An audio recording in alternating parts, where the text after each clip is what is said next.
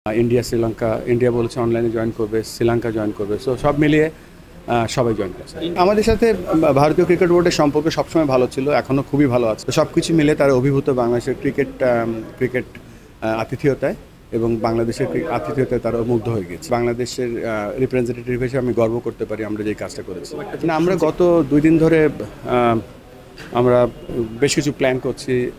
সবার আগে ক্রিকেট, এবং আমাদের সকলের মধ্যে যে যদি কিছু মিসআন্ডারস্ট্যান্ডিং থেকেও থাকতো, যেহেতু আমরা বাংলাদেশে এসিসির এজিএমটা হোস্ট করছি, সো আমরা সেই দায়িত্বটা নিয়ে সকলের সাহায্যে আমরা সবাইকে রাজি করাতে পেরেছি ক্রিকেটের স্বার্থে।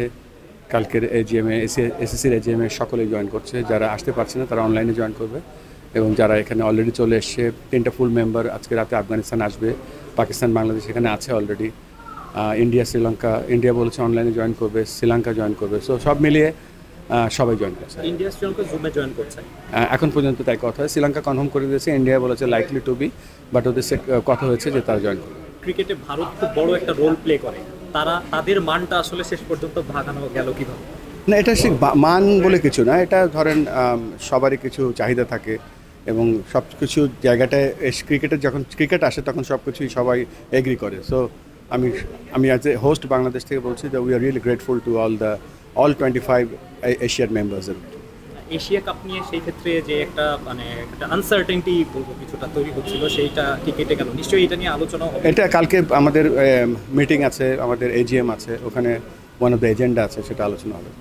সব বোর্ডগুলোর আজকের এক্সপ্রেশন বা তাদের ইয়েটা কেমন ছিল আমাদের এই ডিনার পার্টি এবং এজিএমকে ঘিরে? আসলে দেখেন, বাংলাদেশ হচ্ছে একটা ফুল মেম্বার, এবং বাংলাদেশ ফুল মেম্বার হওয়াতে এখানে প্রায় 16-17টা অ্যাসোসিয়েট মেম্বার এসছে যারা উঠে আসছে ক্রিকেটে।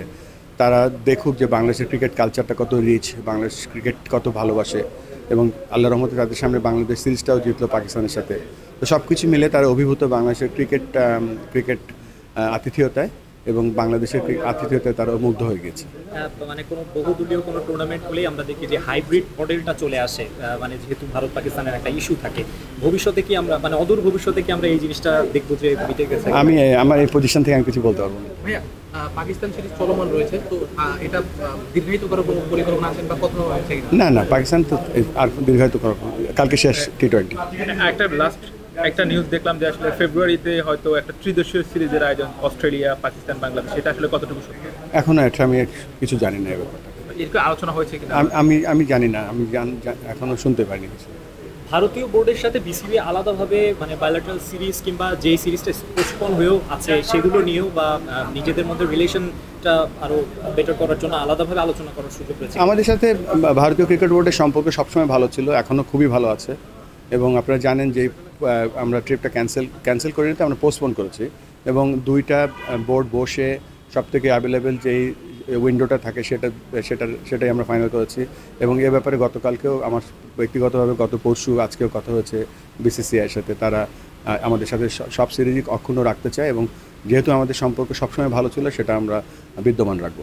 লাস্ট কোয়েশ্চেন রাখতে চাই, সেটা হচ্ছে যে এই ভারতকে রাজি করানো বা ভারতের সঙ্গে এসিসির যে দূরত্ব বা পাকিস্তান বোর্ডের যে সব মিলিয়ে এই জায়গাটাতে বিসিবির কোনো ভূমিকা ছিল কি, সুযোগ ছিল কিনা বিসিবির কোনো ভূমিকা? আমি এখানে ডিটেল বলবো না, তবে বাংলাদেশ গর্ব করতে পারে।